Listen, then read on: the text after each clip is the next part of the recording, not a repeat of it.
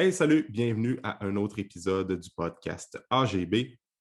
Pour commencer, je veux prendre le temps de vous remercier d'être nombreux et nombreuses à écouter le podcast à chaque semaine.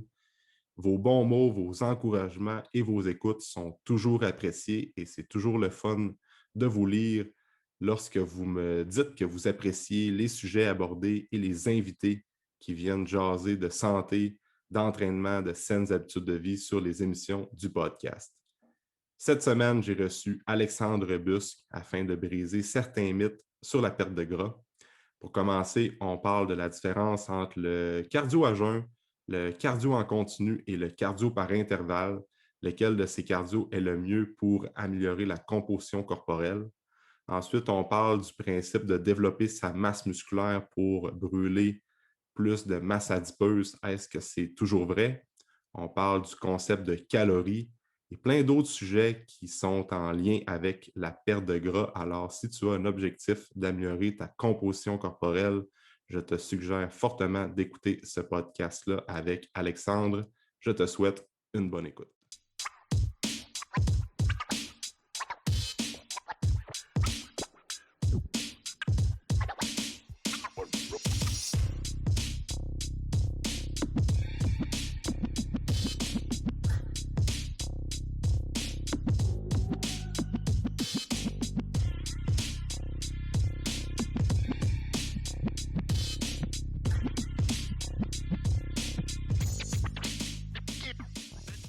OK, c'est correct. Gotta go. Gotta go. On y va de même. Ouais. Comment ça va, Alex? Ça va super bien, man. Merci beaucoup de me recevoir. C'est vraiment, vraiment nice. Je suis vraiment content d'être là encore. Yes, sir. Une deuxième fois sur le podcast. Écoute, Alex, on a pas mal d'affaires à se dire. Là. Je pense que ça fait 45 minutes que. Ouais, c'est ça. Ça fait 45 minutes qu'on jase, je pense. Ah ouais, c'est ça. C'est ça. On fait un podcast en 1 heure. Là, il est quoi? On a misérablement échoué, man. 1h45 pour faire juste compter notre vie. Mais Kim, je suis content de prendre de tes news. Ça fait longtemps qu'on s'est parlé. Ouais. Fait que là, Alex, pour les gens qui ne te connaissent pas, tu t'es déjà présenté sur la première émission du podcast. Fait qu'au pire, je pourrais référer les gens vers cette émission-là. Parfait. Mais écoute, Alex, moi, je suis toujours très intéressé à écouter ton contenu, surtout les podcasts que tu fais avec Maxime Saint-Onge, Dr. Kim. Puis c'est un peu de ça qu'on veut parler aujourd'hui dans le podcast. Là. Vous faites pas mal un podcast par semaine sur vous brisez différents mythes sur perte de gras, après ça, les fat burners et tout ça. Fait que vous en faites encore, right? Ouais, on en fait encore. Ouais. On a fait tout le temps des podcasts. On a pu. Les seules choses qui ont fait qu'on n'a pas eu de podcast, c'est quand je suis parti en vacances. Puis les crises de COVID de garderie à Maxime. Pour vrai. C'est les seules raisons pour lesquelles on n'a pas fait de COVID, de podcast. C'est comme la garderie à Maxime ferme à cause de l'éclosion de COVID. Ouais. C'est les seules raisons pour lesquelles on n'a pas. Mais oui, on est parti sur une belle lancée, je te dirais. Puis c'est hot parce que le monde aime vraiment ça. Puis en même temps, ça fait que nous autres, on reste connectés avec la science, dans le sens que, tu sais, ça se perd vite, là, lire des études scientifiques quand t'en fais pas puis quand t'en lis pas. Fait que ça me force à lire une étude chaque semaine. C'est ça qui est vraiment nice. Là. On s'inspire vraiment de la science dans nos trucs, dans le sens que souvent, on regarde carrément des études sur le sujet précis puis on la décortique. Là. Fait que c'est quand même cool. Là. C'est poussé vos émissions. Moi, j'adore ça justement parce que vous allez quand même assez loin dans des concepts. Là. Maxime va loin. Là. Maxime va loin. Ouais. Moi, je fais juste le ramener à la réalité souvent. Ouais, c'est ça. Maxime, que j'ai eu aussi sur le podcast, peut-être plus. Je ne me rappelle pas quelle émission, mais je l'ai eu justement parce que j'écoutais qu'est-ce que tu faisais avec. Ah ouais. Puis, ce gars-là, il est toujours intéressant à écouter. Puis, c'est ça qui est cool aussi avec vos émissions, c'est que vous brisez des conceptions que la plupart des gens qui œuvrent dans le domaine, soit des coachs, soit, mettons, des amateurs du fitness, d'entraînement, on a des idées préconçues. Finalement, vous autres, des fois, vous arrivez, puis c'est comme, ouais, mais finalement, c'est pas totalement vrai. Ouais, il y a telle variable à prendre en compte. Finalement, même moi, des fois, j'écoutais de vos podcasts, puis là, j'avais peut-être une idée de vers où ce que vous alliez diriger la conversation. Finalement, je disais, crime, j'avais pas vu ce point-là. Ah, j'avais pas vu ce point-là aussi. Mais c'est la raison pour laquelle on fait ça. Tu sais, Maxime, moi, c'est mon premiers mentors, mon plus gros mentor en entraînement. Tu sais, c'est le gars qui a le plus modelé ma pratique. Là, puis j'ai une quantité phénoménale de respect pour Maxime, puis j'en aurai tout le temps. Là. Mais tu sais, il a fait ça pour moi tellement souvent. Juste, j'arrivais avec des notions, j'arrivais avec des idées, puis là, il disait ouais, as-tu pensé à ça ou as-tu vu ça comme ça? Genre, puis c'est un peu ça qu'on essaie de faire dans le sens que la majorité des mythes qu'on parle de cardio à jeun, qu'on parle de maximiser l'hypertrophie, c'est des erreurs que j'ai ou que Maxime a faites. Fait que tu sais, c'est ça qui est cool avec nous autres, c'est qu'il se passe une espèce de séparation, que je le trouve cool. Il se passe une espèce de séparation des fois avec les scientifiques, puis pour avoir été dans ce monde-là, les gars sont dans leur labo, puis plus souvent qu'autrement, ils pensent à publier, puis à faire leurs affaires, puis il n'y a pas vraiment de lien qui est fait avec le terrain direct, puis il y a beaucoup, beaucoup d'études qui sortent, puis ça, c'est un gros problème dans le monde de l'entraînement, c'est qu'il y a beaucoup d'études qui sont faites pour être publiées dans des revues, plus qu'apporter, pas nécessairement apporter des connaissances applicables, mais tu sais, qui ne sont pas nécessairement transférables directement à la réalité des entraîneurs. Puis si tu n'as pas un background terrain, si tu n'entraînes pas du monde direct sur le terrain, des fois, ça vient facile de te perdre dans moi, je fais des études, puis à l'inverse, si toi, tu fais juste coacher du monde, mais je comprends que le dude dans son labo qui fait de l'EMG, c'est peut-être pas le sujet qui résonne le plus avec toi non plus. Là. Fait qu'il y avait comme une espèce de pont là-dedans, qu'on était comme c'est fâchant, ça, dans le sens que la science doit servir à filer le terrain. Puis le pont, il se fait de manière très, très, très douteuse. Tu sais, il y avait bien des gars comme Charles Poliquin qui carrément riaient des scientifiques en disant qu'ils étaient des années en arrière. Puis dans le temps, c'était très certainement vrai, je pense. Tu sais, fait qu'on essaie d'attaquer ce pont-là un peu ensemble. Là. Qui est fun fact, mon premier podcast que j'avais lancé, mon premier projet avant Momentum, s'appelait Forme et Fiction. Puis c'était des articles de vulgarisation scientifique en entraînement. Fait que c'est quand même drôle que, ouais, man, ça revient comme full circle avec tout ça, avec le Maxime, mais genre 7 ans plus tard. C'est quand même hot. Ouais, c'est quand même drôle, man. Ouais. Tout est pas mal dans les coachs au Québec que je connais. T'es pas un pionnier, là, mais crime, ça fait longtemps que t'es podcast. Ça fait longtemps que t'es dans le monde du podcast. Ouais, man, ça fait parce que moi, j'ai décollé le mien, là, ça fait pas si longtemps. Après ça, tu regardes tous les coachs qui ont des podcasts, c'est super intéressant, puis ils ont du bon contenu. Mais toi, man, ça fait longtemps que tu roules ta bosse dans ça. Ouais, ben ça fait un petit bout, je te dirais. Si j'étais dans les premiers à avoir parti un podcast là, avec le Momentum Show. Je sais que Jake a parti son podcast 2-3 semaines après. Fait que ça va jouer dans une question de temps. Si je ne me trompe pas, il y avait Guillaume Boucher qui a parti son podcast avant, qui est un des premiers. Mais ouais, j'étais dans les premiers en entraînement, mais à l'époque, on n'était pas des meilleurs non plus. À l'époque, j'avais aucune fucking idée de ce que je faisais. Mais tu sais, il n'y avait pas grand monde qui savait ce qu'on faisait avec les podcasts au Québec dans ce temps-là. Là. Mais oui, ça. Man, j'en ai fait pas mal des podcasts, puis j'adore ça encore, puis j'en écoute encore toujours. Fait que, c'est un peu le Mike Ward des coachs québécois. Non, man. Hey, ça, c'est pas gênant. C'est mon humoriste préféré, man, Mike Ward. Ben oui, j'adore les sous-écoutes. Moi, les sous-écoutes, là, je les écoute un peu moins, là, mais parce que souvent, c'est un peu les mêmes humoristes qui reviennent. Fait qu'on dirait qu'on comme entendu les histoires. Là, moi, j'ai adoré ça. J'adore sous-écoute, puis c'est un de mes podcasts d'humour préférés. Mais... Hey, man, il est tellement bon. Fun fact, Mike Ward, probablement la meilleure amie à ma blonde, c'est son cousin. Ah ouais? Je te jure ici, man. Je pourrais probablement rencontrer Mike Ward si j'essaierais vraiment. Ah, calme. Mais ça doit être assez drôle de rencontrer. C'est quand même, hein? C'est bon fun fact à partir de là. Je ne suis pas une personne intéressante dans la vie, fait qu'il faut que je plug du monde. Me rendre plus intéressant que je suis. C'est ça. Mais là, écoute, pour aujourd'hui, je voulais qu'on parle de plein de sujets plus précis. Écoute, on ne parlera pas de Mike Ward, là, mais je voulais qu'on brise des mythes sur la perte de gras. Parce qu'avec Maxime, s'il y a bien un sujet ou bien quelque chose qui ressort beaucoup, c'est on vous parle beaucoup de perte de gras, de métabolisme et tout ça, d'essayer de briser des mythes. Fait que là, on a comme, je pense, on a 5 points ensemble qu'on veut regarder, Alex. Fait qu'on va peut-être les passer point par point. Excellent. On va discuter sur ça. Je vais avoir ton take sur tout ça. Fait que tu es prêt à te lancer là-dedans? Je suis très prêt à me lancer là-dedans. Fait que, bon, quand les gens veulent commencer à perdre la masse adipeuse puis veulent améliorer leur composition corporelle, bien souvent, on va penser à cardio. Fait que là, il y a des mythes aussi qui courent comme quoi, mettons, faire du cardio en continu, ben c'est pas bon parce que ça va faire prendre la masse adipeuse, ça va faire monter ton cortisol, blablabla. T'es mieux de faire des intervalles, t'es mieux de faire du cardio à jeun parce que tu vas brûler plus de calories, tout ça. Fait que si on commence à briser comme cardio à jeun, oui ou non, OK. Qu'est-ce que tu en penses, toi, Alex, par rapport à ça? Ben, de façon générale, là, le cardio, t'en penses quoi? Ben, je te dirais, moi, ce que j'aime bien faire avec tout ça, c'est retourner dans le cadre théorique, puis dans d'où est-ce que ces mythes-là sont partis originellement. Puis ça permet vraiment au monde de comprendre un peu comment est-ce que les choses ont évolué à ce niveau-là, parce que c'est tout le temps, comment ça s'appelle le jeu où est-ce que tout le monde dit de quoi, puis là, l'autre personne le répète, puis là, c'est comme un téléphone arabe, c'est ça? Téléphone arabe, ouais. Ouais, c'est tout le temps un peu un jeu de téléphone arabe. C'est maintenant qu'il y a quelque chose qui est dit très, très souvent dans la science, puis qui est souvent assimilé, puis qui n'est pas vraiment répété comme on aimerait qu'il soit répété, hein. L'idée, à la base, c'est euh, là, tu as deux affaires. Tu as l'aspect plus santé, entre guillemets, dans le sens que ça va avoir un impact sur ton profil hormonal qui va être plus désavantageux, ou tu as l'aspect vraiment plus perte de gras. Et quand on tombe vraiment en perte de gras, l'affaire, c'est qu'il y a beaucoup de protocoles de perte de gras qui sont faits chez des gens en situation d'obésité. Right? Puis là, il se passe une étape où est-ce qu'il y a beaucoup, beaucoup d'études qui vont être faites par intervalle. Puis là, on observe des résultats comparables à du cardio continu. Puis la raison pour laquelle on fait ça, ce n'est pas la raison pour laquelle le monde pense. La raison pour laquelle on ne fait pas faire 30 minutes de continu à 65 de sa VO2 à quelqu'un qui est en situation d'obésité, c'est parce qu'il n'est pas capable de le faire. Ouais.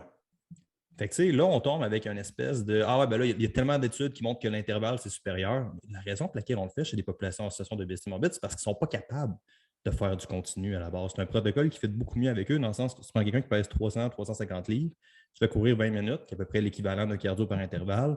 Ça se peut que ses articulations ne trippent pas. Puis ça se peut qu'ils ne soient juste pas capables de le faire. Fait que là, on se ramasse avec une logistique qui est forcée. Puis c'est ça souvent que les gens vont faire en disant ah ben tu sais, l'intervalle est aussi efficace ou plus efficace pour la perte de gras. C'est parce que pour ce type de population-là, c'est à peu près la seule chose qu'on peut faire.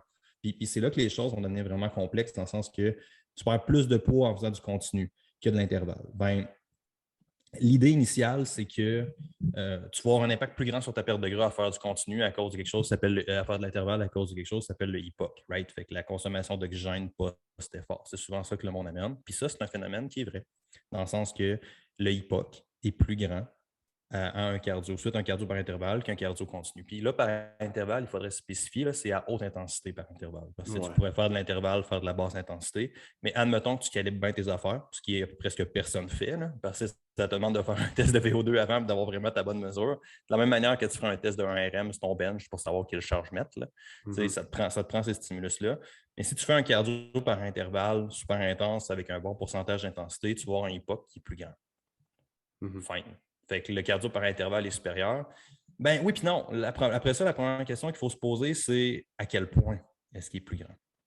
Puis on parle d'environ 3 à 4 calories à l'heure de plus qu'un cardio continu. Fait que, pendant quoi, 24 heures?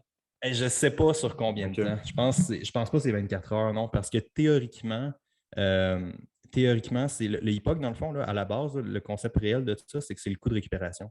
Fait que quand tu fais un cardio par intervalle, tu es plus intense, mais ton coût de récupération est plus élevé. De la même manière que si tu es en continu un peu plus soft, un peu plus longtemps, ce qui est juste la logistique de ce que tu fais, le coût de récupération est un peu moins élevé. Fait que je ne sais pas c'est combien de temps, mais je ne penserais pas que ça s'étire sur 24 heures. Ce serait vraiment improbable. Mais une coupe d'heures, mais 6, 7, 8, je ne sais pas combien de temps, mais tu sais, ça reste 30 calories. Oui, c'est ça. Mettons qu'on met 10 heures, écoute, 3-4 calories, c'est 30 calories.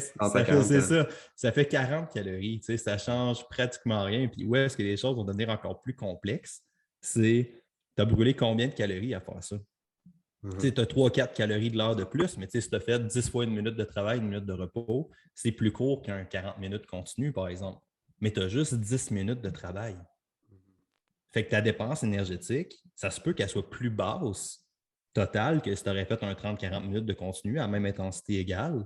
Et ça, même si tu as fait de la haute intensité, puis même si ton époque est plus grand. Tu sais. Fait que c'est important de ne pas taper sur certaines variables puis de garder un peu ce qu'on essaie d'avoir en tête avec ça, qui est genre ta dépense énergétique, elle ne sera pas nécessairement plus grande. Ça va dépendre de comment c'est fait. Puis un truc qui est vraiment important aussi, c'est que nous autres, on en faisait des tests puis des trucs intervalles au labo littéralement. Puis même, on avait littéralement une chaudière à vomi. Là.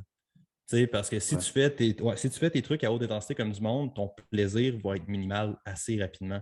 Fait que ça serait vraiment, vraiment pas surprenant que tu sois vraiment, vraiment moins actif le reste de ta journée. Que là, ton 40 calories, ton 50 calories, ils valent absolument plus à peine parce que peut-être que tu allais prendre une marche avec le chien que tu n'iras pas faire à cause que tu es défoncé.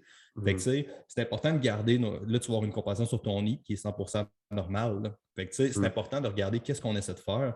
puis de ne pas se perdre dans des détails précis de la science comme l'hypoc ou comme toutes les autres affaires comme ça, dans le sens que tu essaies de faire pour perdre du gras, c'est-à-dire un déficit énergétique à long terme en gardant une qualité alimentaire. Mais encore là, cette conversation-là est vraiment importante dans le sens que le monde parle de déficit énergétique puis de qualité alimentaire comme si c'était juste un ou l'autre, genre.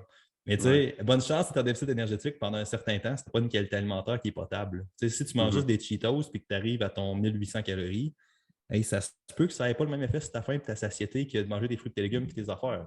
Fait que, tout ça pour dire que c'est important de garder le marqueur qu'on a en tête sur la perte de gras. Là, dans le sens que si tu te fies purement au déficit énergétique qui va être créé par l'activité physique, ça ne sera pas nécessairement supérieur de faire de la haute intensité, malheureusement. Ça va dépendre de bien des affaires, comme ça se pourrait que ça le soit. Oui, puis tu touches un bon point tantôt que tu disais que les gens qui vont, justement, il faut que tu calcules tes variables comme le VO2 ou bien que quand tu fais ton intervalle là, de 30 secondes, de 20 secondes, peu importe, es-tu vraiment en ligne à 100%? Tu vas-tu vraiment jouer comme très haut en intensité, après ça très bas en intensité? Parce que moi, la plupart des gens que je vais voir dans le gym qui vont faire des hits, ben écoute, le 30 secondes là, qu'ils vont faire normalement assez intense, puis avec une grosse vitesse, puis beaucoup de vélocité, tout ça, ils sont pas prêts d'avoir un effort maximal. Là. Ben non, même, tu sais, juste quelque chose comme Tabata, là, qui était moins populaire, là, qui l'est un peu moins, mais avant, c'était quand même populaire. Puis là, on me faisait des hits sur du Tabata, puis du 20 secondes de travail, 10 secondes d'effort, puis pendant 8 minutes, and shit. Là. Monsieur Tabata, là, le chercheur qui a fait ça, man, il paniquerait bien raide s'il apprendrait qu'est-ce qu'on a fait de son protocole. Parce qu'à la base, un Tabata, c'est fait sur vélo, puis c'est fait à 150, 160 de ta PAM.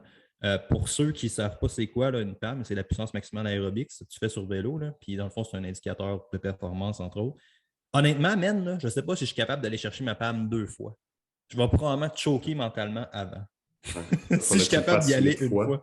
Faut que tu le fasses genre 8 fois, man. Si tu fais un vrai Tabata comme c'est censé être fait, ça sera pas le fun. Là. Ça sera vraiment pas le fun. Puis c'est exactement ça, dans le sens que c'est jamais juste une question de quelle durée, combien de séries. C'est vraiment une question de charge, d'intensité ou de charge en entraînement. Là. Tu sais, puis ton point est super intéressant. Tu dis la majorité du monde, ils ne font pas assez lourd ou ils ne mettent pas assez vite sur leur tapis. Ben, ça, c'est assez étudié. Là. De mémoire, tu as genre. Il y avait une étude que j'ai oublié le nom. Eux autres, ce qu'ils faisaient, c'est qu'ils comparaient, ils demandaient au monde de choisir une charge sur un bench press 10 RM, mettons. Puis après ça, ils disaient aller à l'échec là-dessus. Puis on va regarder combien de reps restait vraiment en réserve. Puis c'est genre 65-70% du monde qui était genre 5 reps over. Fait que tu sais, le monde a des charges qui sont sous-maximales. Fait que ce phénomène-là est applicable à l'entraînement puis au cardio, dans le sens que le monde a peur de mesurer. Là. Le monde a peur de faire un test ou même il ne voit pas la valeur de tester. C'est vraiment quelque chose qui est important parce que si je ne me trompe pas, d'ailleurs, c'est une citation de ton coach, là, Stéphane Cazot, là, mais c'est loading, make or break de programme. Là, mais le programme, c'est vraiment pas qu'il franglais, ça. Mais tu sais, la charge va faire ou briser le programme. Ben, c'est le même contexte en endurance. Là. C'est la charge, la vitesse ou le stimuli va vraiment dépendre de ce que tu crées comme adaptation. Là. C'est pour ça, des fois, que. Ah oui, puis c'est pour ça souvent on met de l'avant les coachings plus supervisés parce que, comme pour prendre l'exemple de Stéphane, on dit un 5x5 sur un squat. Tu prends-tu vraiment un 5 RM vraiment là, comme la bonne charge de travail?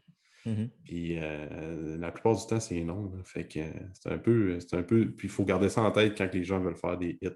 Parce que l'affaire, c'est que les intervalles, dans un coaching plus par rapport au développement athlétique, mettons, tu prends un joueur de hockey, préparation sportive hors saison. Exactement. Mais hockey, là, les intervalles, c'est plus spécifique à son sport. Mettons un joueur, un chiffre, ça dure à peu près 30-40 secondes. Fait que là, tu es capable de faire des protocoles pour essayer de jouer dans temps d'effort versus temps de récupération quand il est sur le bench. Mais pour monsieur, madame, tout le monde qui veut juste avoir une meilleure composition corporelle, pas obligé d'y aller avec des protocoles comme ça. T'sais. Prends ce que tu veux, là. Prends ce que tu aimes, ça va être ça qui va être important. Prends ce que tu aimes, prends ce qui te drive aussi. Mais ton point est super important, là, dans le sens que no fucking. Je peux-tu parler comme je parle normalement parce que je calme mon langage un peu? T'es comme T'es comme no fucking shit, man. Des protocoles différents créent des adaptations différentes. T'es comme ah ouais, j'aurais pas pensé ça. Mais ouais, tu sais, c'est exactement ça qui va se passer, dans le sens que sur un point de vue vraiment adaptation, c'est pas la même affaire. de faire du cardio continu versus du cardio par intervalle. Puis, tu sais, là, je reprends mon exemple de gens qui sont en situation d'obésité. Puis ça, c'est vraiment, vraiment une grosse conversation que tu veux pas empauvrir, mais c'est possible d'être en situation d'obésité et d'être quand même métaboliquement en santé? Tu sais, on très peut en parler souvent, longtemps. ouais, on peut quand même en parler, puis c'est vraiment pas aussi simple qu'on pense que c'est. Mais tu sais, il va se passer quelque chose ultimement dans lequel le VO2, plus souvent qu'autrement, est exprimé en relatif. Fait qu'on va l'exprimer en kilogrammes d'oxygène, en litres d'oxygène sur ton poids corporel, right? Fait que si tu es quelqu'un qui est en situation d'obésité, tu es plus pesant. Fait que ta division est plus importante. Ouais. Fait que ça veut dire que ton VO2 en relatif va être plus bas. Fait que Ouais. très, très souvent, une des raisons pour lesquelles on va faire de l'intervalle avec des populations en situation d'obésité, c'est parce que le VO2 n'est pas assez élevé pour des questions de perte de gras, pour avoir un mode de vie qui est actif, puis aussi pour des questions de santé.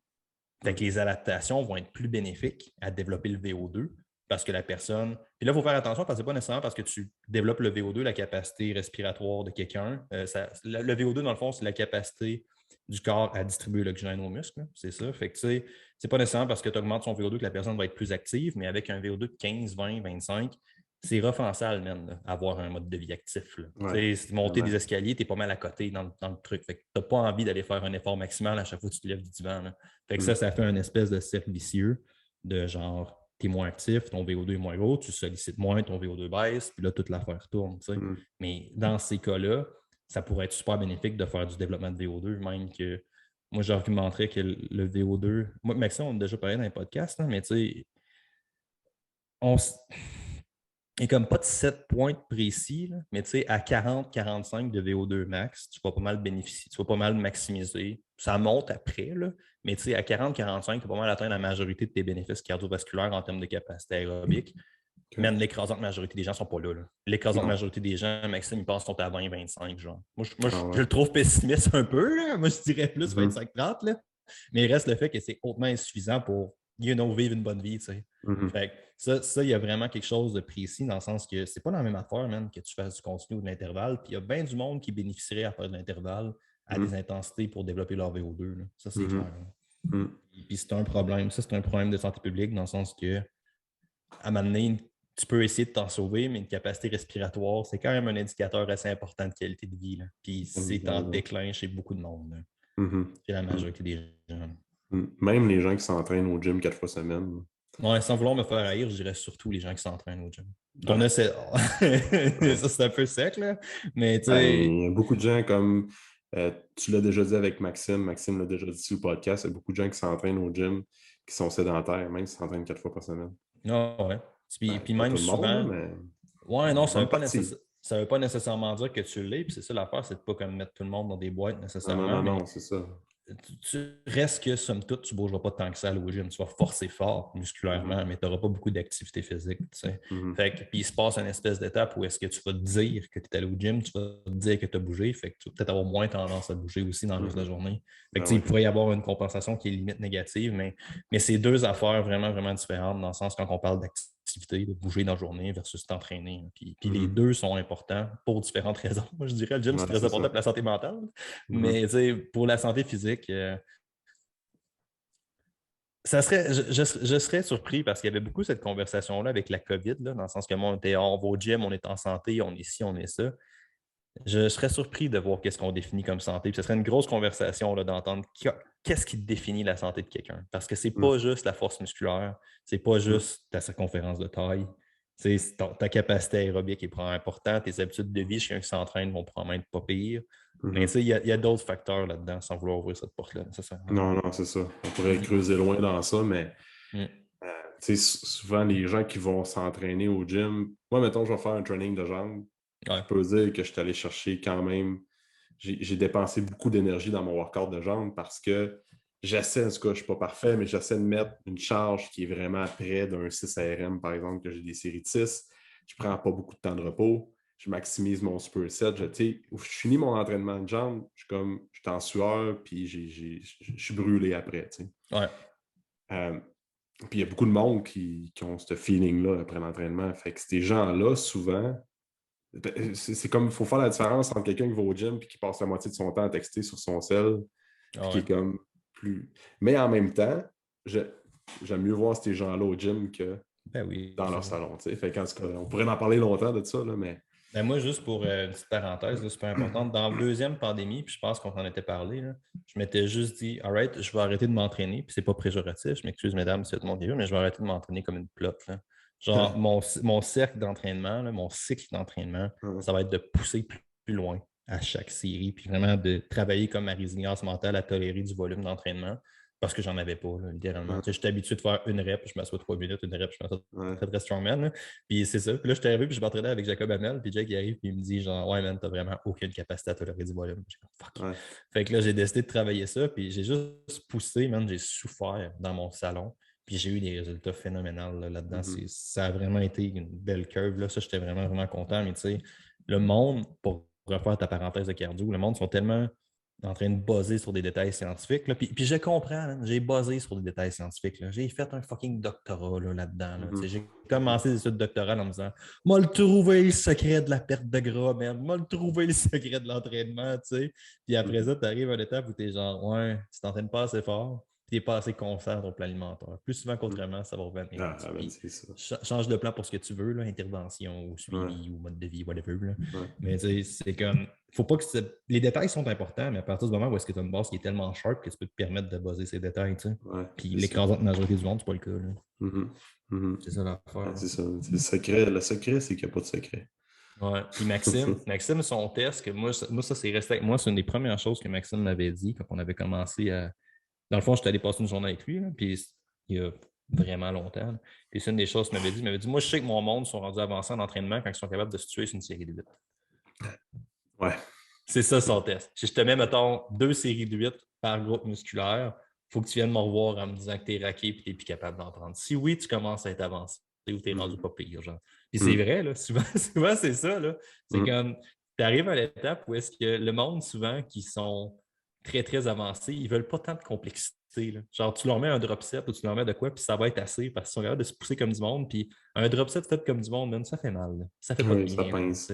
C'est ça. Ouais. Ça pince. Ouais, ça pince. Ouais. Je suis 100% d'accord. Ouais. Pour revenir au cardio, là, on parlait de cardio à jeun, oui ou non. Moi, là, j'ai. Cardio à jeun, là, comme mon take là-dessus, c'est que je l'intègre à un client ou une cliente quand ça fit dans son horaire. Puis quand il est capable de le tolérer aussi. Fait que, je prends l'exemple de quelqu'un qui commence à travailler à, je sais pas, 7 heures, il faut qu'il soit au bureau.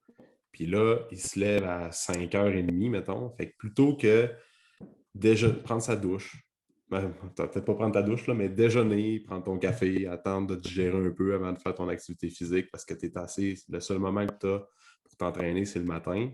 Puis là, tu vois que ça fuck un peu tout ton horaire. Mais moi, je dis que si tu es capable, ben lève-toi le matin, tu peux faire ton cardio. Puis après ça, tu peux prendre le temps de déjeuner. Puis après ça, te laver, te préparer pour partir à la job. Fait que c'est plus d'un point de vue pratique, logistique, comment ça fit dans ta journée, les bienfaits par rapport au cardio à jeun. Tu sais, la différence, tu sauras me le dire, la différence entre tu brûles-tu plus de calories entre l'entraînement à jeun cardio versus avec un peu de nourriture dans ton système. Ça, il faut faire attention à ça. Si je ne me trompe pas, l'argument, c'est pas si le monde brûle plus de calories, l'argument, c'est le monde brûle plus de gras. Si je me rappelle, c'est plus ça que j'entends, mais ça se pourrait que j'aie tort. Mais tu sais, mon take sur le timing nutritionnel en général, là, exception faite de peut-être carbs autour de l'entraînement, toutes ces affaires-là, là, mais mon take sur le puis certains suppléments, évidemment, qui doivent être pris dans un timing, là, mais tu sais, c'est pas mal de ce que tu dis. C'est logistiquement, ça fait dessus dans tes affaires. Tu sais, on va être pas mal à être là-dedans parce que c'était vraiment vrai ce que tu as dit parce qu'il se passe 2 affaires. De un, il faut qu'on sépare c'est quoi le but. Fait que, si c'est vraiment dans une optique de perte de gras, on le regarde dans ce sens-là. Si c'est une optique de créer des adaptations, un peu comme notre métaphore avec la haute intensité, c'est différent parce que de t'entraîner à jeun à une intensité suffisante, ça crée des adaptations différentes, entre autres sur l'utilisation du glycogène, ces affaires-là, que de ne pas t'entraîner à jeun. Fait que, c'est probablement pas de ça qu'on parle, là, dans le sens que la majorité des gens vont s'en branler un petit peu de cet aspect-là précis, de genre, ça change comment j'utilise mes ressources énergétiques. Mais purement, c'est la perte de gras. Il y a une différence. Il y en a une différence de comment est-ce que tu vas brûler plus de gras à t'entraîner à jeun versus t'entraîner. C'est assez quand même, c'est quelque chose qui est assez consistant en littérature.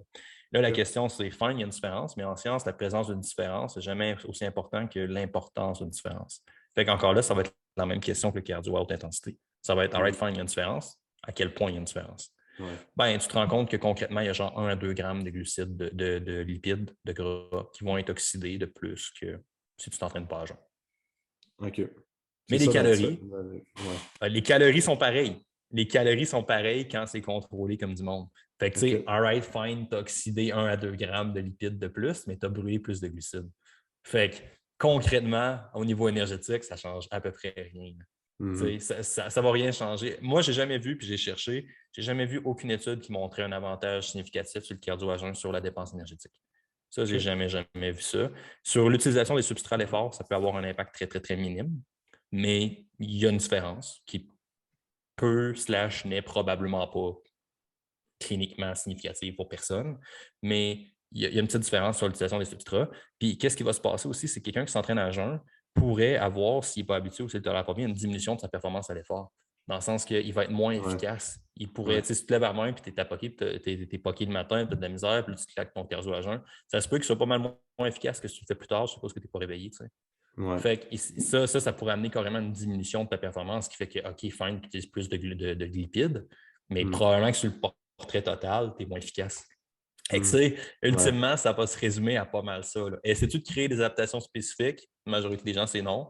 Fine, dans ce cas-là, est-ce que tu le tolères bien? Ben oui, fais-le pas, tu sais. Mais un avantage qui pourrait être mis, qui est vraiment malheureusement pas mis beaucoup de l'avant pour le cardio à jeun, c'est logistiquement le fun de lever, de clencher ton cardio, puis là, tu as des bénéfices d'activité physique, genre.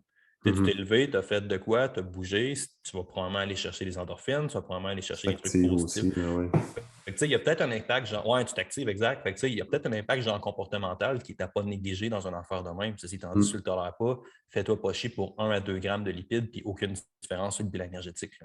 Fais-toi pas chier pour ça, ça ne change rien. Mais il y a une différence. C'est ça, s'il y a une chose peut-être que les gens qui écoutent doivent retenir, c'est la présence d'une différence n'est pas aussi important qu'en science, en tout cas, la présence d'une différence n'est pas aussi importante que qu'est-ce qu'on peut réellement faire avec cette différence-là.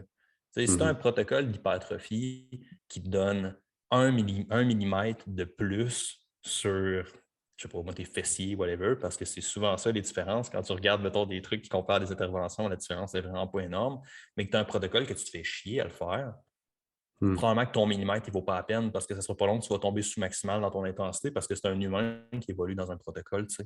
Fait que c'est important de se demander ça. All right, fine, il y a une différence, il y a un aspect scientifique, mais à quel point, à cette heure, est-ce que cette différence-là est significative pour moi et mon milieu? Tu sais. Ouais, ça, c'est à garder en tête. Puis... Ouais.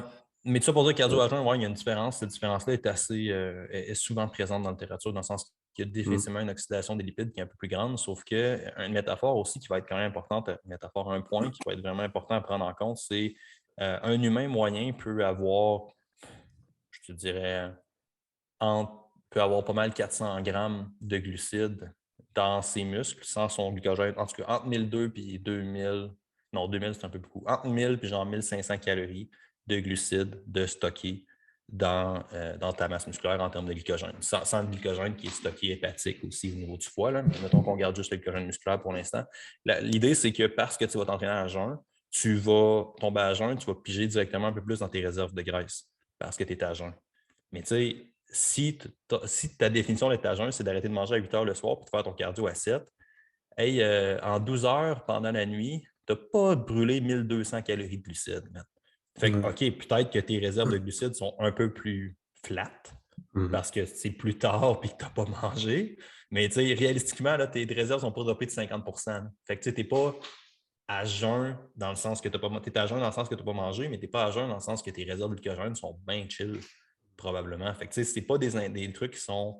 Tu as des interventions où est-ce que là, on va brûler les réserves de glycogène, quelqu'un dans un training ou en faisant de quoi, puis après ça, on va répéter un workout à jeun dans ce sens-là. Puis là, c'est une autre affaire qui est souvent mêlée dans la littérature pour beaucoup de monde, là, je te dirais. Fait que c'est d'entendre qu'est-ce qu'on veut dire par à jeun aussi. Là. Ouais, c'est ça, vraiment. Pour faire un lien avec la masse musculaire, là, c'est un autre mythe qu'on entend souvent. Là, augmente ta masse musculaire, tu vas augmenter ton métabolisme, tu vas brûler plus de calories. C'est vrai. C'est encore vrai, ça. Mais ça va être encore la même question. À quel point tu montes? Ouais. Mais là, ça, je veux t'entendre sur ça. Là, non, c'est quelque chose. C'est quelque chose de 100% vrai. Puis, by the way, cet argument-là est massacré c'est peut-être moi qui fais un petit cri du cœur, une petite parenthèse, mais tu sais, le courant grossophobe utilise cet argument-là dans le sens que tu perds du poids, tu vas diminuer ton métabolisme, tu vas faire ci, puis là, ça va faire que tu ne pourras plus perdre de poids dans le futur.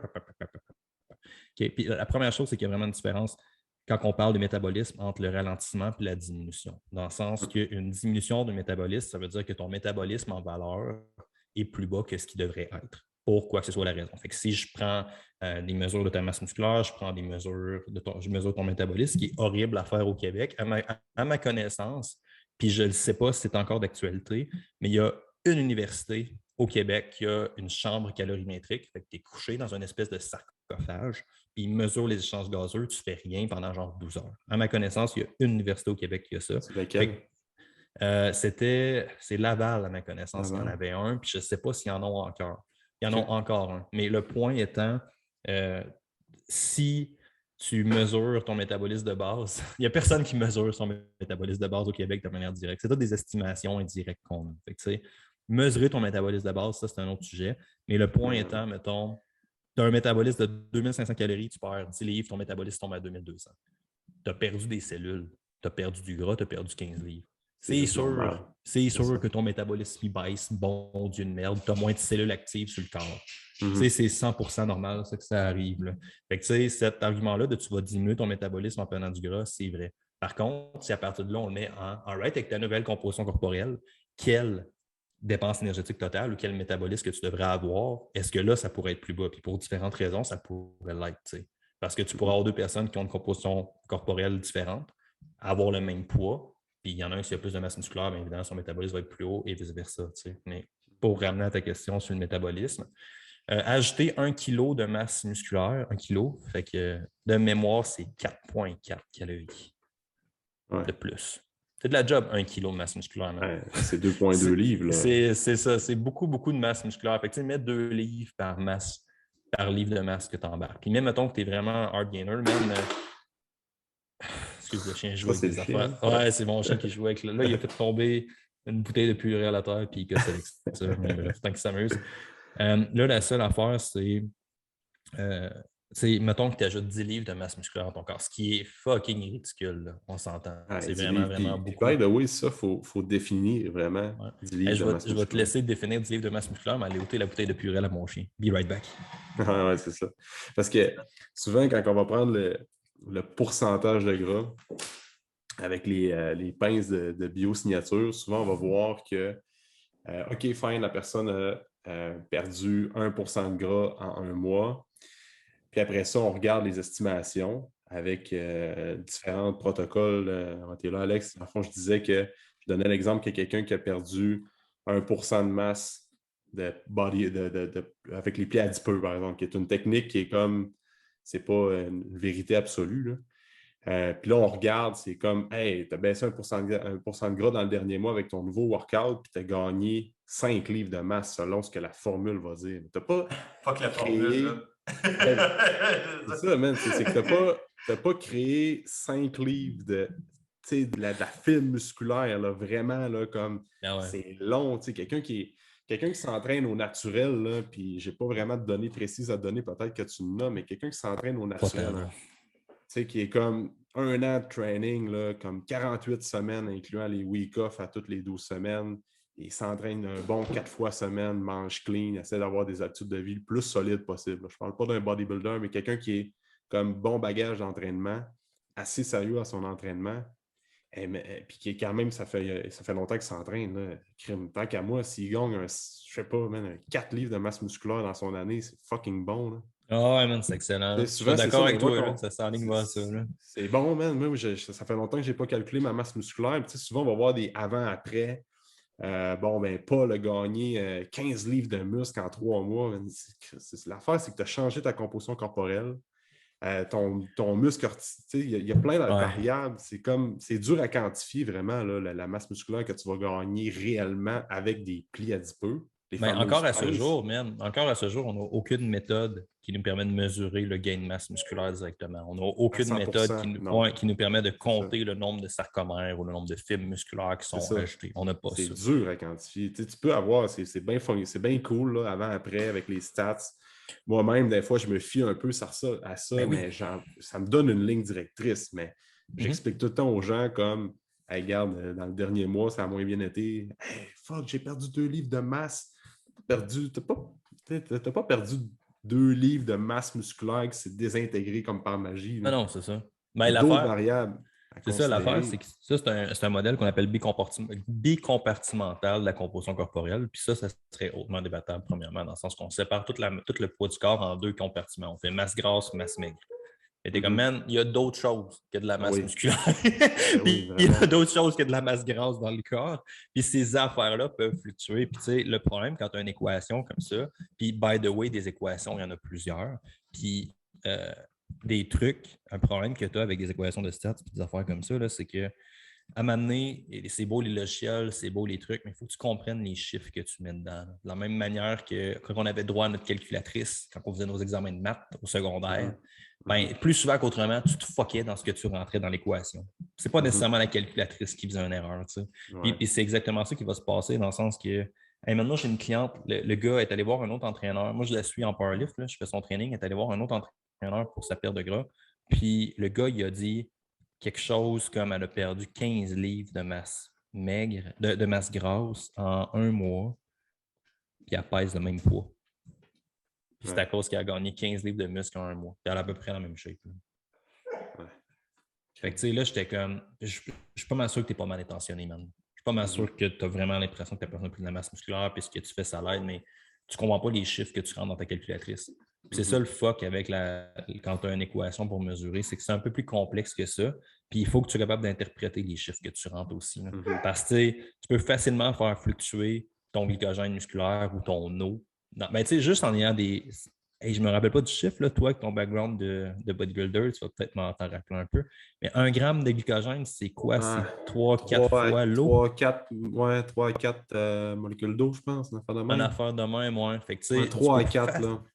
tu vois ça comme tu veux, man. Tantôt, j'ai dit que vous aviez plus ou moins 400 grammes de glycogène, entre guillemets, dans votre masse musculaire. Fait que, tu sais, ça peut fluctuer facilement de. On a dit 3-4 fois. 3 Fait 4 qu'on fois. parle de. Ouais, on parle de beaucoup de poids, man. On parle de beaucoup de poids qui est ajouté juste avec des fluctuations qui sont normales. Fait que, ça pourrait juste être une fluctuation de ton poids, puis juste ça fuck ta mesure. Tu sais, des avant-après, puis il n'y a pas de mauvais outils, c'est juste qu'il faut vraiment que tu interprètes ce que tu fais. Tu sais, même avec des photos, même des fois, tu as des photos de transformation que tu es genre, c'est pas le même angle. C'est vraiment, vraiment pas le même angle. La photo n'a pas été prise dans le même affaire. Tu le vois qu'il y a une différence. Fait que tu es comme, ce que tu veux avec une méthode avant-après, que ce soit les plis, que ce soit des circonférences, que ce soit n'importe quoi, tu vas être capable de la répéter. Tu t'en fous qu'elle ne soit pas parfaite, mais tu veux la répéter dans les mêmes conditions. C'est ça l'affaire. Tu sais. C'est ça qui est rough à faire avec des plis cutanés, c'est que tu ne contrôles pas les autres variables. C'est ça. Tiens, je vais sortir. Tout le monde t'a entendu. Es-tu content? Là? Mais tu sais, si on en revient avec quand tu vas gagner 1 kilo de masse musculaire, fait que 2,2 livres, c'est 4 calories, 3 à 4 calories. Enfin, non, moi. Je n'ai pas le chiffre exact, là, mais c'est genre 4 à 5 calories. Que tu dépenses de, ouais, que tu au dépenses repos, de plus. des calories gratuites, entre guillemets, qui sont pas des calories gratuites. Dans le fond, c'est le coût d'entretien de cette masse musculaire-là. Puis la masse grasse a aussi un coût d'entretien qui est beaucoup plus faible. De mémoire, c'est la moitié à peu près. Ouais. Où est-ce que les gens vont vraiment un coût, dans le fond, à entretenir cette masse-là. Ces cellules-là ne restent pas sans coût sur ton corps. C'est ça le coût de la masse musculaire que tu ajoutes. OK. Quelqu'un qui va chercher un 4,4 livres, quelqu'un qu'on donne l'exemple de tantôt qui a été solide dans son année, il va chercher 4,5 livres de masse musculaire dans son année. Ouais. Ça veut dire qu'il va brûler à peu près 8 calories plus. La fois de même, là. Si son pourcentage de gras ne change pas. Oui, son pourcentage de gras ne change pas, mais oui, il y a comme encore, c'est la même thématique un peu. Je suis encore en train de tabasser, c'est la même thématique, mais c'est la présence d'une différence. All right, parfait, il y a une différence. À quel point la différence est significative, c'est un autre, parce que m'a donné d'autres composantes, si tu veux, comme ton activité physique, qui vont varier que pas mal plus que 4 calories par jour, même. Ça va bouger pas mal plus que ça. Puis la deuxième affaire, ça va être si. Je vais aller sortir mon chien, je pense, dans pas long. Mais tu sais, si. Ton alimentation peut varier de pas mal plus que 4 calories par jour. Là. Oui, c'est ça. C'est comme, tu es tellement en train de baser sur ta livre de masse musculaire que tu oublies des variables qui sont pas mal plus importantes que ça là, aussi, là, je pense. Oui, vraiment. C'est mon point. Quand on regarde tous les aspects, là, c'est là qu'on se rend compte que Qu'il n'y a pas juste vraiment, OK, prendre la masse, tu vas augmenter ton... Oui, c'est vrai, mais il faut que tu regardes d'autres points de vue. Puis là, tu ris à cause de ton chien. Ah, c'est il est tannant, man. Là. Il est vraiment, vraiment tannant. Là. Mais bon, pardon. Il n'est pas habitué à faire du télétravail encore. On va l'habituer Non, tranquillement, mais là, il l'est pas. Là. il est encore tout jeune. Là. Ouais, il y a un an. Il y a un an. Ouais. Ça se passe bien, mais c'est un bébé. C'est un Ouais. adolescent. C'est un adolescent. Il est comme à sa phase où est-ce qu'il nous, tu sais, il nous teste. Là. Il est Ouais, c'est genre, ça. je sais que tu m'as vu, je sais que si je te tête assez longtemps, tu vas me sortir. Fait que là, tu es comme à une étape où est-ce qu'il faut qu'on l'ignore. Parce Ouais, c'est ça. que, pour ceux qui écoutent, là, parce qu'il y en a peut-être qui ont des chiens, mon chien est allé, il est sorti juste avant le podcast, il a fait tous ses besoins, tout est beau. Fait que c'est logistiquement impossible. Ben, pas impossible, mais c'est logistiquement improbable qu'il ait réellement envie de sortir en ce moment. Probablement qu'il tête plus qu'autre chose. Ouais. Fait que désolé si ça fait du bruit, je suis vraiment désolé. Ouais, c'est ça. Sorry. Mais c'est là que tu fais de l'ignorance intentionnelle.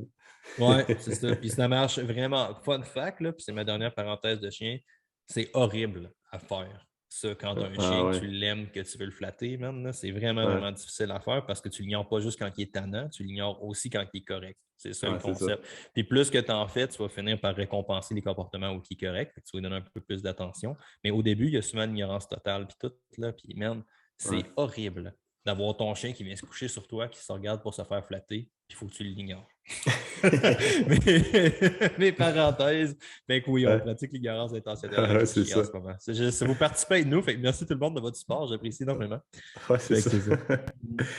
Puis, tu sais, pour revenir avec le métabolisme, tantôt, tu parlais de calculer les calories et tout ça. Là. Ouais. Toi, mettons, avec tes clients, Alex, ben, avec ce que tu vois là, à force de lire là-dessus, tu sais, on parle les gens qui vont. C'est quoi la technique que tu vas prendre, toi, pour les gens qui veulent calculer leur métabolisme de base? C'est une que tu préfères que l'autre ou bien. Puis après ça, Non. je veux t'enligner un peu plus vers les Fitbit et tout. Là. OK. Ben, La marge moi, d'erreur, puis. non, moi, je fonctionne tout le temps avec Aris Benedict. Honnêtement, je le tête à peu près. Moi, ce que j'aime pas avec les approches comme les calories ou comme voici ton pourcentage tu dois manger 2500 calories précises ou de quoi comme ça, c'est plus souvent qu'autrement, ta marge de précision est très, très grande. Puis Ouais. ta marge d'erreur, excuse pas ta marge de précision, mais ta marge d'erreur est très, très grande. Puis la deuxième affaire, c'est comment la personne va suivre l'intervention. Ça va varier vraiment, vraiment beaucoup. Fait que souvent, moi, ce que je fais, c'est que je vais estimer à peu près où est-ce que la personne va être. Fait que, je vais faire un risque Benedict. Après ça, moi, je fonctionne énormément avec des Fitbit.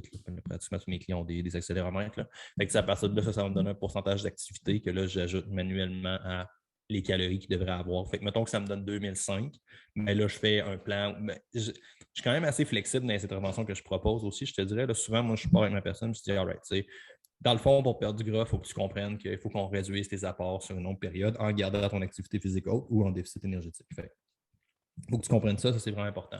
À partir de là, peu importe comment on le fait, c'est pas si important que ça. Fait que, je classe les interventions disponibles sur une échelle de entre guillemets, liberté versus à quel point tu es restreint. Fait que c'est l'ultime exemple de restreint, ça serait un plan alimentaire de bodybuilding.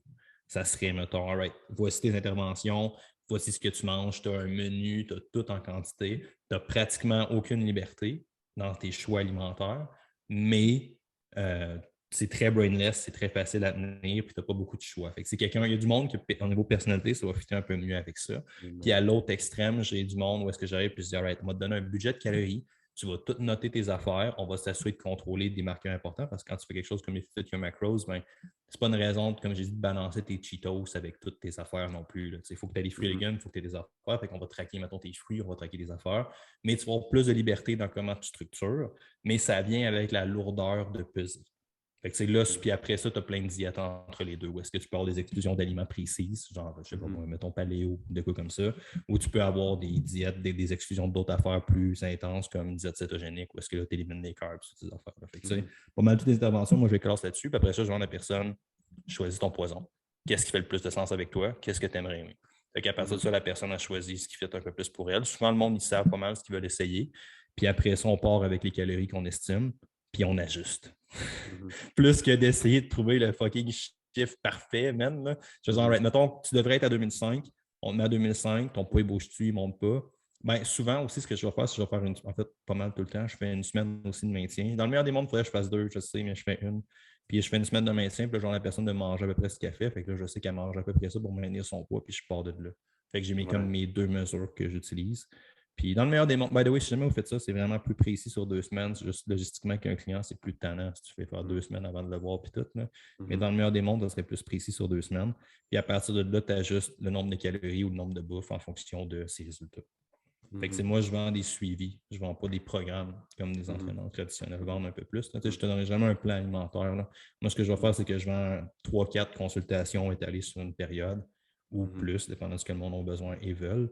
Puis à partir de là, j'ajuste de cette manière-là. Fait que je n'ai pas d'approche particulière, je te dirais.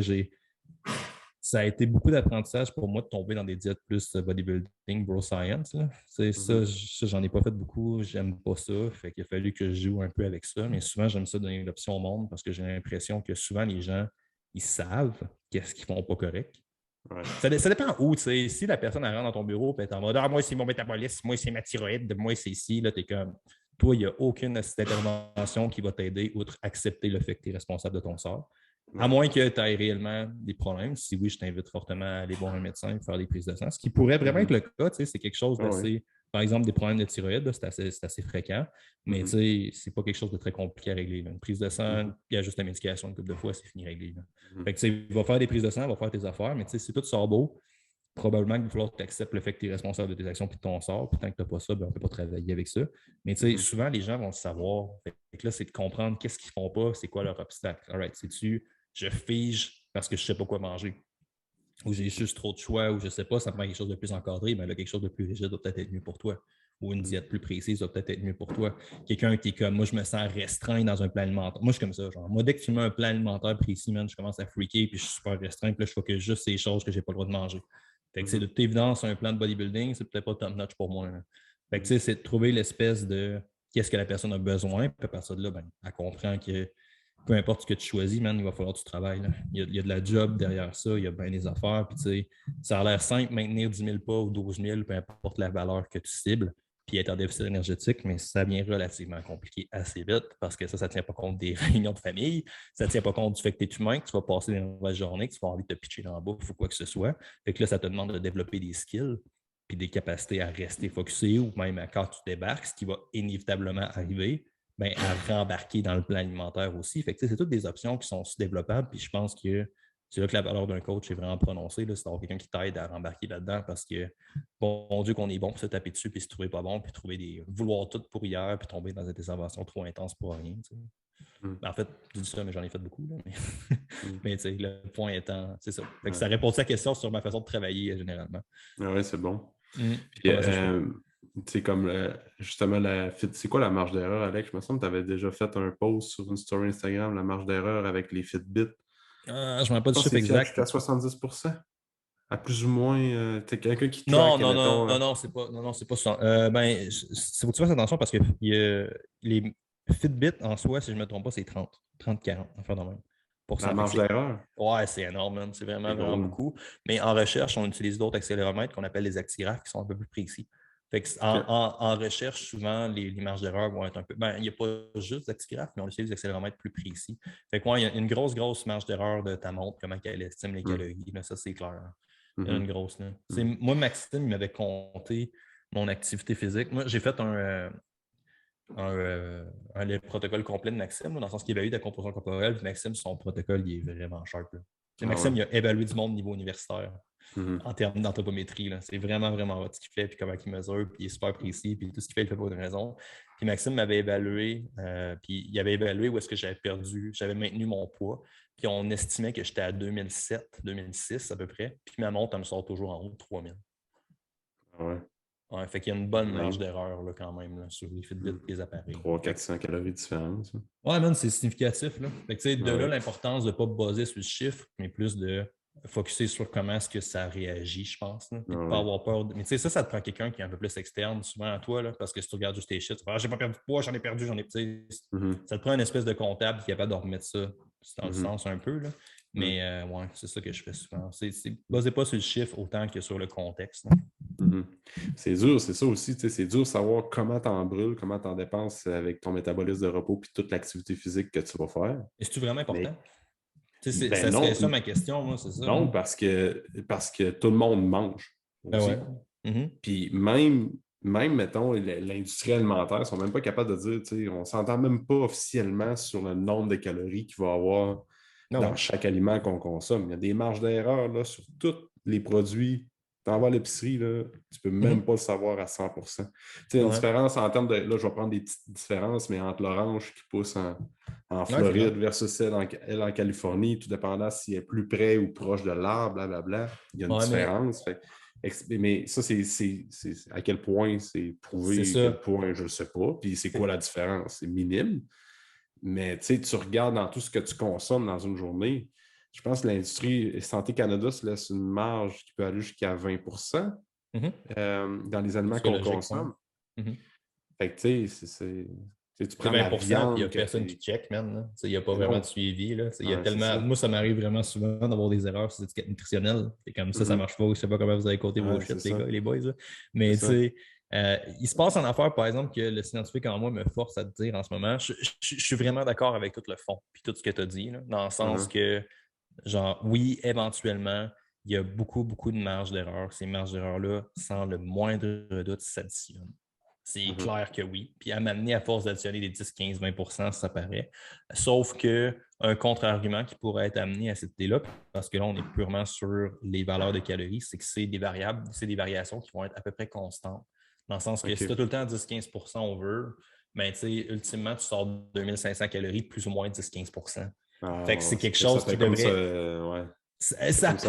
Ben, ça pourrait se mhm. placer et ça devrait se placer entre guillemets. Ça ne veut pas Mhm. nécessairement dire que ça va le faire, mais tu sais, ça serait logique d'assumer que c'est quelque chose qui va se passer. Par contre, ça ramène un peu exactement tout ce qu'on dit, c'est genre laisse faire le 2500 ou laisse faire les 60 calories de Mhm. l'orange même. Quand tu te fais mesurer, as-tu perdu du poids, as-tu pris du poids, comment ça s'est passé, tu sais, ton poids est descendu. Si ton poids est descend sur une longue période à un moment donné, t'es comme, right, tu fais quelque chose de correct. Là, Mhm. tu sais. Mhm. Puis ton poids ou peu importe ton intervention que tu Ouais, choisis pour mesurer. c'est Là, ça. tu C'est sais. ça. Fait que, tu sais, ça serait plus comment est-ce que l'intervention. Puis ça ramène à toute la fucking conversation, même, de genre, faut pas avoir peur de quantifier. Là. Faut pas Ouais. avoir peur de checker ces affaires-là, puis éventuellement, ça marche-tu? Ben, mon Dieu, Ginette, si ça marche ta diète ceto, continue. Ouais. Moi, je le sais que tu fais pas une ceto, OK? Tu sais, je Mhm. le sais que tu me branches ta poutine ceto, puis tu as l'impression que c'est une poutine ceto, puis je le sais que tu es pas à fucking 4-5 grammes de glucides par jour, mais ça marche, ces affaires. Tu es bien, tu es Mhm. capable de souder ta diète. Keep on. On s'en branle-tu que tu es pas en cétose, tu sais. Mhm. Ah ouais, c'est ça. C'est ça Exact. l'affaire, c'est genre, ultimement, il ne faut pas perdre de vue ce qu'on essaie de faire versus les Mhm. détails aussi. Puis c'est ça qui est touché. Puis c'est ça qu'on est capable de faire en entraînement. Même le monde sont Mhm. tellement en train de focuser sur des exercices, des variations vraiment, vraiment complexes qu'on oublie, puis en alimentation, clairement, là, que tu sais, on oublie le fait que hey, juste t'entraîner fort, longtemps, c'est ça qui va donner le plus de résultats. Puis ça, Ah, man, non, c'est une c'est- fucking job à temps plein. ah Ça, ouais. c'est pas long que ça a l'air donc simple, ça a l'air donc merveilleux, puis c'est donc pas sexy, mais si tu t'entraînes assez longtemps, tu vas te rendre compte qu'il va se passer des journées où est-ce que le genou va être raide. Il va se Mhm. passer, il va arriver une journée où est-ce que tu n'auras pas d'énergie pour quoi que ce soit la raison. Puis tu sais, Mhm. juste de continuer ça longtemps, si tu te concentres là-dessus, puis c'est ça la mission, man, tu vas être Mhm. parti pour un bout. Là. C'est ça, exact. C'est ça qui fait une différence. Fait que la perfection n'existe pas. Puis Ah c'est ouais. ça, aujourd'hui, l'information sur l'entraînement, la nutrition, le supplément est tellement facile d'accès. Tout le monde est capable d'avoir de la bonne information. Des fois, bon, ben, c'est-tu de la Ah vraie ouais. information? C'est-tu backé par la science? As-tu un vrai fond de vérité qui est bien amené? Mais au-delà de ça, là, ce que le monde a de la misère à faire, c'est de trouver une constance puis de faire les Ah choses oui. longtemps. Puis, Puis c'est tu encore pire que comprends? ça, parce que, qu'est-ce que tu disais, excuse-moi?